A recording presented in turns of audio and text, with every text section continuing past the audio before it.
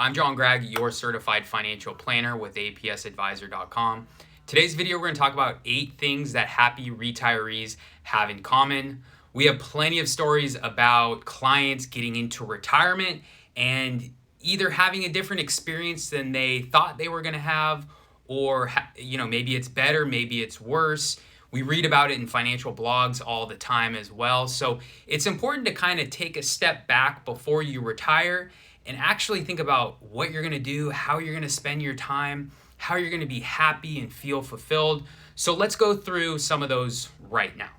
The first one is a foundational piece, and I think probably the most important piece of them all, and that's having good health and doing things that are going to make you live a happy, healthy life. And that can start by each day getting in a routine.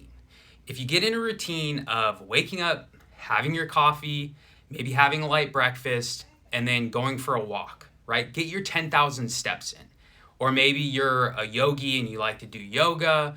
Maybe you like to go to the gym, or if you live by the beach like we do, go to the beach, go for a walk, go to the park. Whatever it is, get in the habit of doing something healthy. Not only is this going to make you live longer and be healthier and happier, but it releases endorphins. So you start your day with a kick of endorphins. You're going to be more motivated, you're going to be happier, and it's going to be a better day.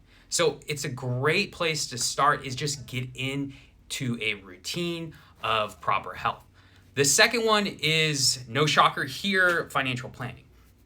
You can't sleep well at night if you're worried you're going to run out of money, if you're worried that your kids are going to argue about your estate, if you're concerned about what would happen to you if you were incapacitated on a hospital bed. So talk to an estate planning attorney. Make sure your trust and wills are together. You have a power of attorney or a health directive in place.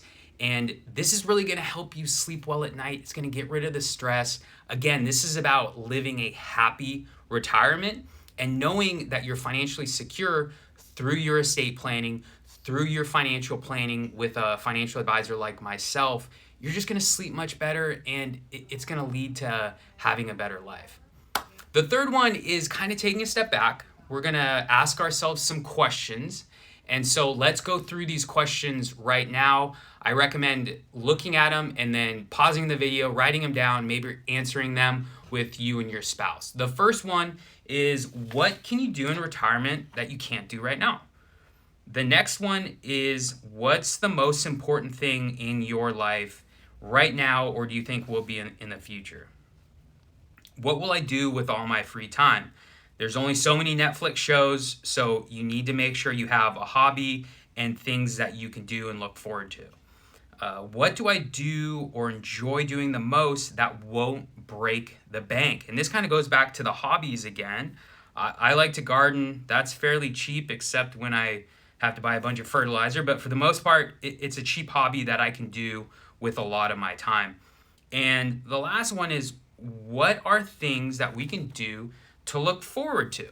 And so these are typically going to be more expensive. We're talking vacations, fancy dinners, maybe events, charities that you go to maybe a couple times a year, once a year. So these aren't things that you're doing all the time, but it's something you can look forward to, something you get excited about. The next one is just going to be being generous with your time and skills. So whether that means volunteering at a nonprofit, whether that means helping out your grandkids, nannying and having somebody watch your kids is very expensive. So if you want to do that for your kids and you have grandkids, that's a wonderful thing, and it's going to not only tire you out, you probably won't have to exercise if you do that, but you're giving back, and it's a wonderful thing that you're doing. The next is just continue to grow and become a better person. So each day, maybe you want to have a moment to reflect and read, or get better by being a better partner or being a better friend.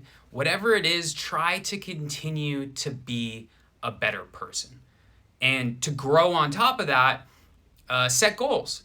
Just because you're retired doesn't mean that goals stop. Goals come in different forms. So whether you want to have a goal that's based around your volunteer work, whether that goal is based around something to make yourself better again, or maybe you want to run a marathon. I mean, these are all goals that you can set that are going to make you feel fulfilled as a person, excited about tomorrow, and it's just really good for mental health.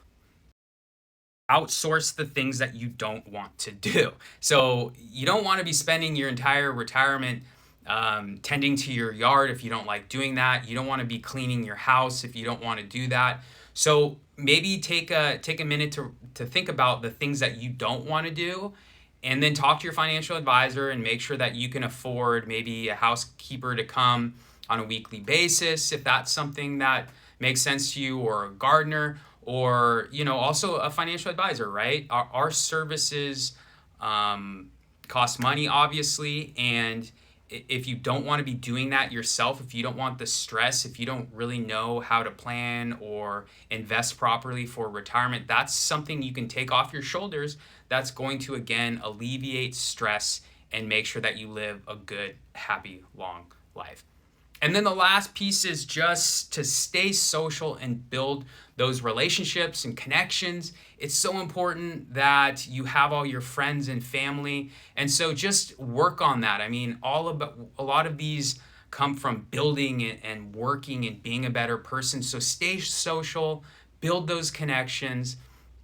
If you follow some of these, all of these won't fall into place for you, but a lot of these are going to pertain to most people. So find which ones make sense for you, plan them out with you and your spouse, and just have a happy, healthy retirement. On that note, I'm going to sign off. Have a great day, and I'll see you in our next video.